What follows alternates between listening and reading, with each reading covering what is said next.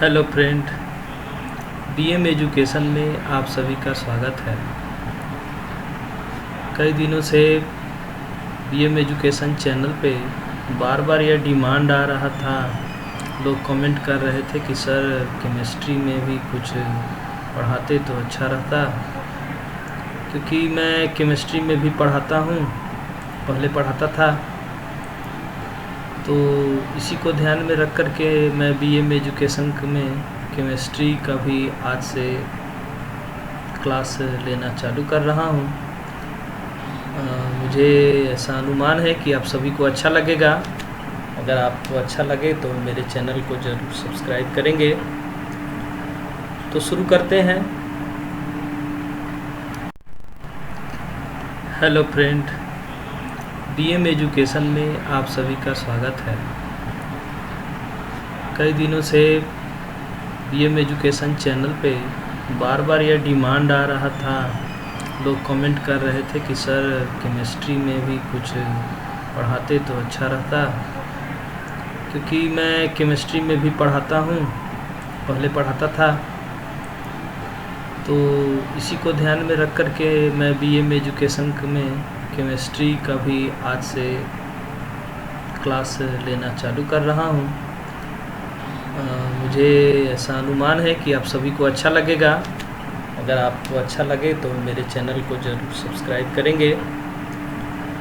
तो शुरू करते हैं।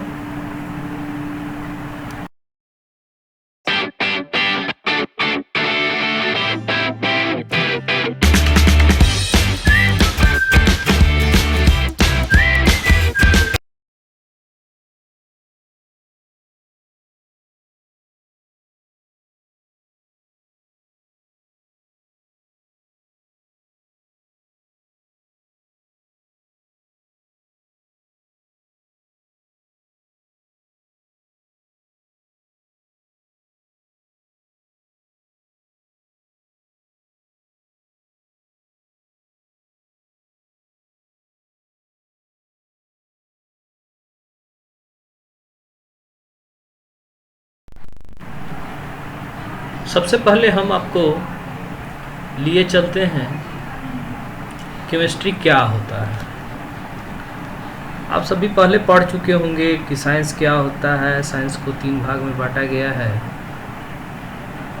नेचुरल साइंस, सोशल साइंस और एब्स्ट्रैक्ट साइंस। नेचुरल साइंस में हम चर्चा किए थे कि नेचुरल साइंस को फर्दर क्लासिफाई किया गया है physics, chemistry, biology, geology, astronomy, astrology, ये सभी में, जिसमें से केमिस्ट्री भी एक अभिन्न हिस्सा है। तो देखते हैं केमिस्ट्री क्या है। केमिस्ट्री साइंस का एक ऐसा ब्रांच है जहाँ पर हम किसी भी केमिकल के बारे में, किसी भी सब्सटेंस के बारे में, हिंदी में कहे तो किसी भी पदार्थ के बारे में, उसका क्या कंपोजिशन होता है, उसका क्या स्ट्रक्चर होता है, वो किस तरह का केमिकल रिएक्शन दिखाता है, इन सभी का हम स्टडी करते हैं। केमिस्ट्री को बेटर स्टडी करने के लिए हम फर्दर उसको 3 अलग अलग कैटेगरी में बांट देते हैं। जैसा कि आप आए दिन जब क्लास करने जाते होंगे तो टीचर लोगों का ऐड देखते होंगे। ये टीचर नीचे लिखा रहता है फिजिकल केमिस्ट्री या physical chemistry by dash dash teacher, इस तरीके से ऐड देखते होंगे। तो इसका क्या मतलब है, क्योंकि 10th तक केमिस्ट्री को अलग अलग ब्रांच में क्लासिफाई नहीं किया जाता है। 10th से जिस तरह से आप 11 में आते हैं, तो 11 में आने के बाद केमिस्ट्री को बेटर स्टडी करने के लिए हम उसको 3 अलग अलग कैटेगरी में बांट देते हैं। जी 3 अलग अलग कैटेगरी है, फिजिकल केमिस्ट्री, ऑर्गेनिक केमिस्ट्री और इनऑर्गेनिक केमिस्ट्री।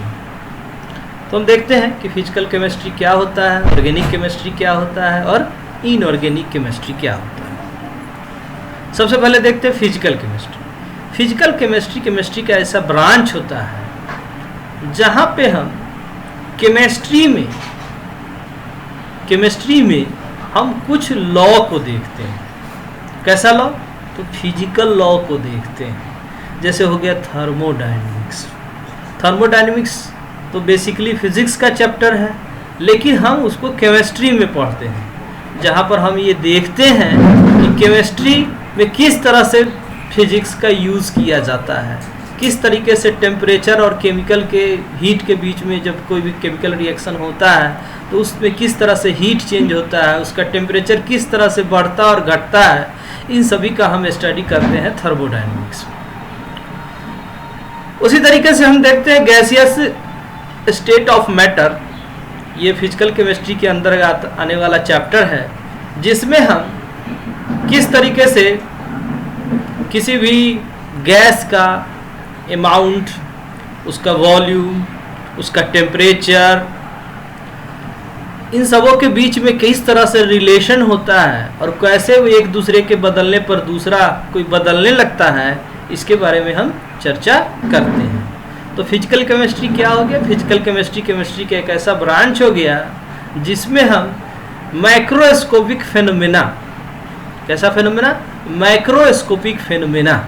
माइक्रोस्कोपिक का मतलब हो गया वैसा फेनोमेना जो दिखे, जैसे टेम्परेचर का बदलना, जैसे उसमें कोई भी अगर इलेक्ट्रोलिसिस हो रहा है, एक प्रोडक्ट से दूसरा प्रोडक्ट बन रहा है तो उसमें इलेक्ट्रिसिटी का क्या रोल है, कितना हम कूलम्ब उसमें सप्लाई करेंगे तो कितना हमारा प्रोडक्ट बनेगा, ये सभी की चर्चा हम फिजिकल केमिस्ट्री के अंतर्गत करते हैं। दूसरा ब्रांच होता है ऑर्गेनिक केमिस्ट्री।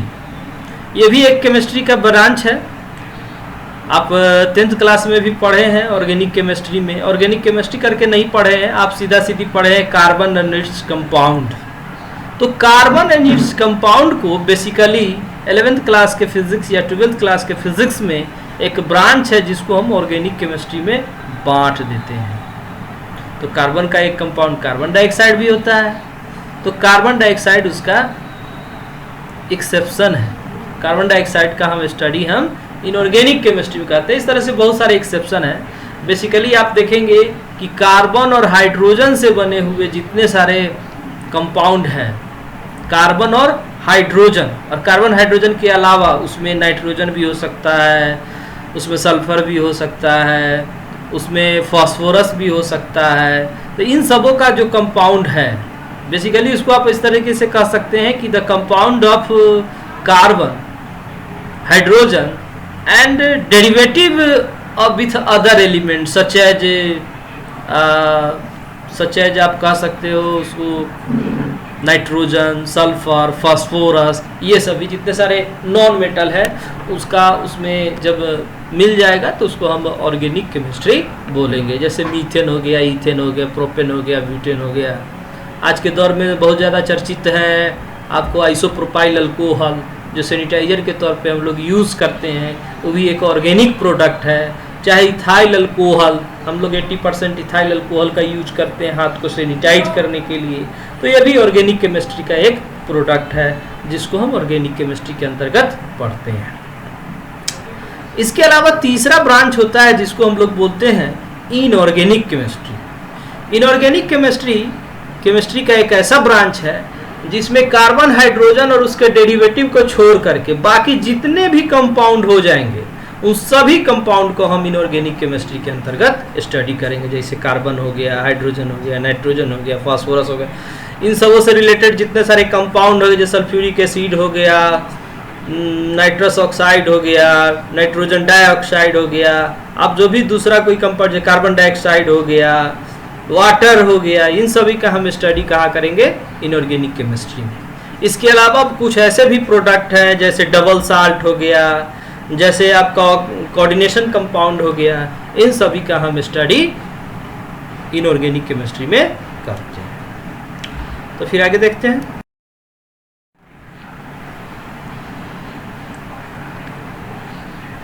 आगे हम देखते हैं फिजिकल केमिस्ट्री।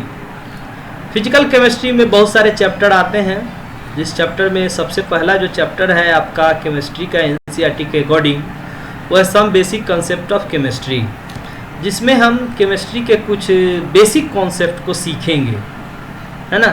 तो उसमें हम सबसे पहले देखते हैं importance of chemistry. Importance of chemistry का क्या मतलब होता है? आप एक सिंपल सा मैं एग्जांपल से आपके समझाता हूँ। आपसे कोई पूछेगा कि पढ़ने का क्या मतलब है, क्यों पढ़ते हो, तो आप कहोगे ना कि भाई हमें जॉब करनी है इसलिए पढ़ते हैं, हमें बिजनेस करना है इसलिए पढ़ते हैं, मुझे एक सक्सेस आदमी बनना है, एक ह्यूमन बीइंग्स बनना है सक्सेसफुल, इसलिए पढ़ते हैं, ऐसा कुछ बोलोगे? सब कोई बोलता है, अभी बोलोगे, जरूर बोलना है, बोलना भी चाहिए। तो ये हो गया पढ़ने का इम्पोर्टेंस। तो उसी तरीके से हम आपसे पूछते हैं या आप हमसे पूछो कि आखिर केमिस्ट्री पढ़ने से क्या होता है, केमिस्ट्री का क्या इंपॉर्टेंस है, हमारे डेली लाइफ में केमिस्ट्री का क्या यूज है, क्या केमिस्ट्री हम नहीं पढ़ेंगे तो काम नहीं चलेगा? जी हाँ, चलेगा, बिल्कुल चलेगा, लेकिन आप चीज़ों के बारे में नहीं जानेंगे। आप जो भी डेली लाइफ में जो चीज़ें आप यूज़ करते हैं उसके बारे में नहीं जानेंगे। आपको मालूम होना चाहिए, चाहे हम आपको मालूम होता है कि डेली लाइफ में जितने भी प्रोडक्ट आप यूज़ करते हो, चाहे साबुन हो गया, तेल हो गया, प्लास्टिक हो गया, कपड़े हो गए, केमिकल हो गया, डिटॉल हो गया, सेवलॉन हो गया, सैनिटाइजर हो गया, मेडिसिन हो गया, हमारा जो बॉडी है, हमारे बॉडी के अंदर में एलिमेंट्री कैनाल है, एलिमेंट्री कैनाल के अंदर में रिएक्शन होता है, ये सारे चीज हम केमिस्ट्री में पढ़ते हैं। ये सभी केमिस्ट्री का देन है। बहुत सारे ऐसे ड्रग्स हैं, ड्रग्स मतलब दवा, वो ड्रग्स नहीं जो फिल्मों में दिखाया जाता है, वो ड्रग्स की चर्चा मैं नहीं कर रहा हूँ, वो भी एक प्रकार का ड्रग्स ही है, लेकिन मैं वैसे ड्रग को दवा मतलब आपसे चर्चा कर रहा हूँ जो लाइफ सेविंग ड्रग्स है, जो जीवन को बचाने में काम आता है। जैसे सिस्प्लाटिन, सिस्प्लाटिन एक ऐसा ड्रग्स है जो कि कैंसर के ट्रीटमेंट में इस्तेमाल किया जाता है। एक AZT है, एजिडोथाइमिडीन इसका पूरा नाम होता है। ये HIV के जितने सारे पर्सन होते हैं उन सबों को दिया जाता है ताकि उसमें HIV का जो वायरस है उसके शरीर में ज़्यादा न फैले। HIV का तो ऐसे ट्रीटमेंट नहीं अवेलेबल है अभी तक, लेकिन HIV का वो ज़्यादा उसके अंदर में ज़्यादा न प्रोग्रेस करे या व्यक्ति का जो लाइफ होता है वो थोड़ा और बढ़ जाए, इसके लिए हम AZT देते हैं। ये सरकारी अस्पताल में फ्री में मिलता है HIV केंद्र पर। आजकल बहुत चर्चा है ये लॉकडाउन के पीरियड में हाइड्रोक्सी क्लोरोक्विन, अमेरिका जैसा कंट्री जो है भारत से हाइड्रोक्सी क्लोरोक्विन डिमांड किया था, मांग किया था। हमारे प्रधानमंत्री PM मोदी जो है वो एक 10 टन हाइड्रोक्सी क्लोरोक्विन अमेरिका को सप्लाई किए थे। तो ये सभी केमिस्ट्री का देन है। क्या है हाइड्रोक्सी क्लोरोक्विन?